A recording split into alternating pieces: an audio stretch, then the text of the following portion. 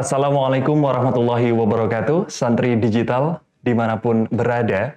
Berjumpa kembali tentunya dengan kami di acara spesial Ramadan di YouTube channel Pesantren Digital Aswa Ngabuburit ala Santri. Bersama saya Brian Kusumajati dan narasumber kita Bapak Kiai Haji Ahmad Izzuddin LC MSI. Assalamualaikum Gus. Waalaikumsalam Mas. Apa kabar hari ini Gus? Alhamdulillah sehat ya. Alhamdulillah sehat ya Gus, dan alhamdulillah juga kita sudah melalui pertengahan bulan Ramadan ya Gus ya. Akhirnya bisa menjalani Ramadan, semoga di sisa-sisa hari nanti bisa menjalani dengan lebih baik lagi. Nah, berkaitan dengan sudah melewati pertengahan Ramadan nih Gus.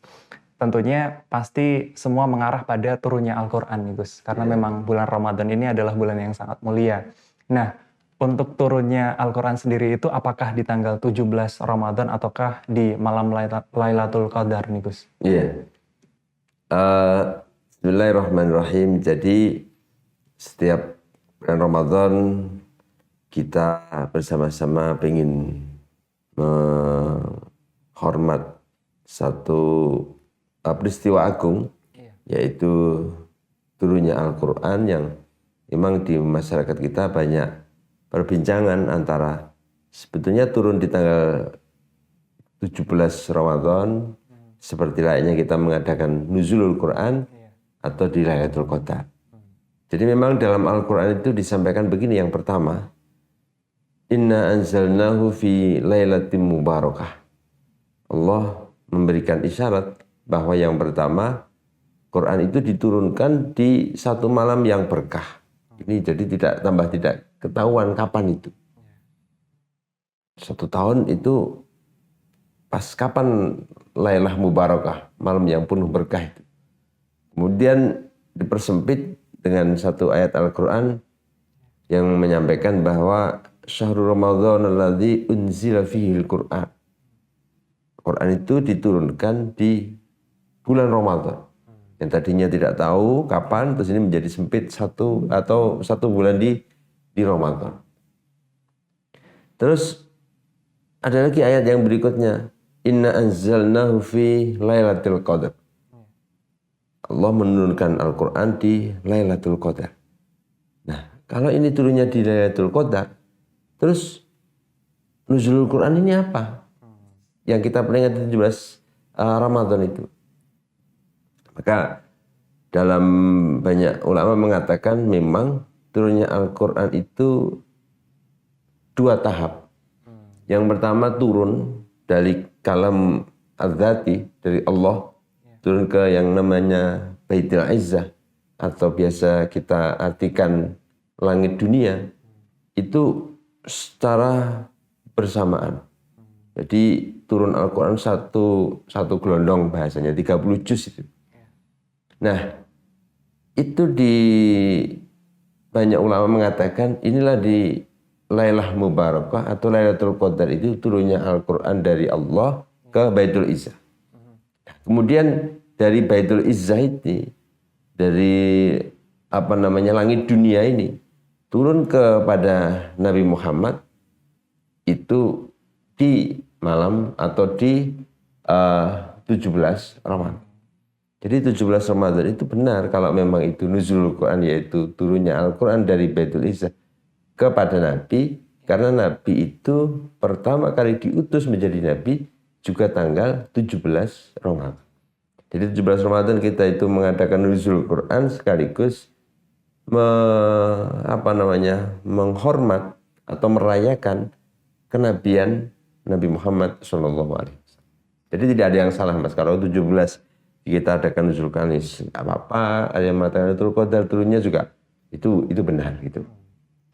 Jadi bisa disimpulkan seperti apa yang tadi disampaikan oleh Gus Din mengenai dengan nuzul Quran, seperti itu ya Gus ya. Nah, kemudian mengingat dari turunnya Al-Quran tadi itu, ayat yang pertama turun tuh apa Gus? Ya, kita semuanya sudah masyhur mengetahui bahwa Nabi itu pertama kali diutus menjadi Nabi mendapatkan ayat Al-Quran dalam surat Al-Alaq sebanyak 5 ayat itu. Itu merupakan ayat yang pertama turun kepada Nabi, ayat yang isinya tentang Allah memerintahkan untuk membaca. Maka di situ disampaikan Iqra bismi rabbikal ladzi khalaq khalaqal insana min alaq Iqra wa rabbukal akramul ladzi 'allama bil qalam 'allamal insana ma lam ya'lam. Allah memerintahkan Nabi Muhammad lewat malaikat Jibril untuk belajar membaca. Nah, perintah ini turun tanggal 17 Ramadan. Jadi tepat 17 Ramadan sebagai waktu turunnya Al-Quran dan waktu kenabian Nabi Muhammad. Dan yang pertama diturunkan adalah ayat tentang perintah untuk membaca. Maksudnya perintah untuk belajar. Membaca bisa membaca dari buku atau membaca kondisi, membaca alam dan lain sebagainya.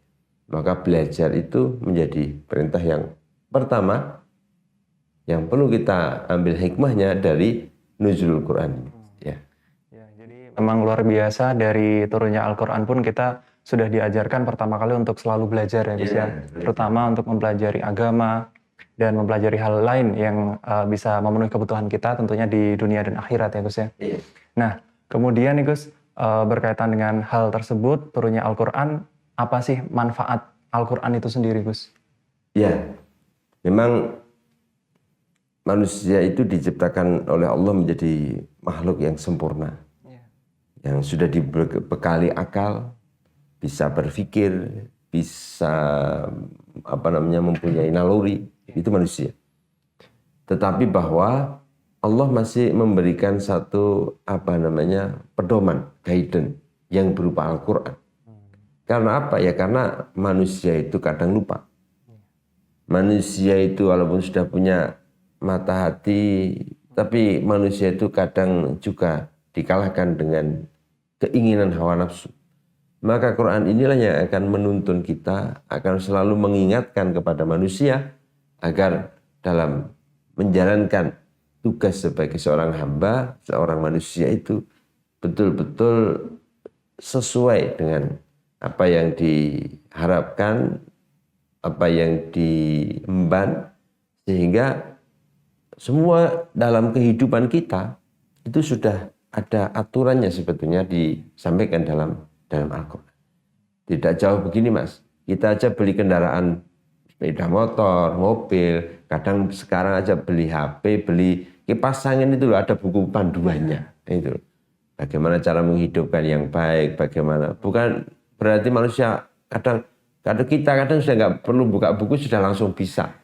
Tapi kan ada hal-hal yang mungkin nanti orang itu belum tahu atau lupa. Nah, Al-Quran ini betul-betul menjadi satu pedoman bagi manusia supaya manusia yang telah sempurna ini betul-betul mendapatkan kesempurnaan dalam hidupnya berbekal Al-Quran. Ini salah satunya. Dan masih banyak lagi manfaat-manfaat yang lain turunnya atau Al-Quran bagi kita semua. Ya. Ya, jadi santri digital seperti apa yang tadi sudah disampaikan oleh Gustin, manfaat Al-Quran memang sebagai pedoman hidup itu salah satunya ya Gus, meskipun masih banyak sebenarnya manfaat yang lain, dan diibaratkan juga tadi seperti manual booknya manusia ya Gus ya, supaya bisa menjalin kehidupan dengan baik sesuai dengan aturan yang ada.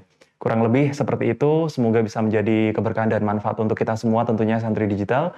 Dan untuk santri digital yang ingin bertanya, bisa komen di kolom komentar atau juga kirim via DM di Instagram Pesantren Digital. Kami rasa cukup perjumpaan kita di sore hari ini. Kami akhiri. Mohon maaf jika ada salah-salah kata. Wassalamualaikum warahmatullahi wabarakatuh. Waalaikumsalam.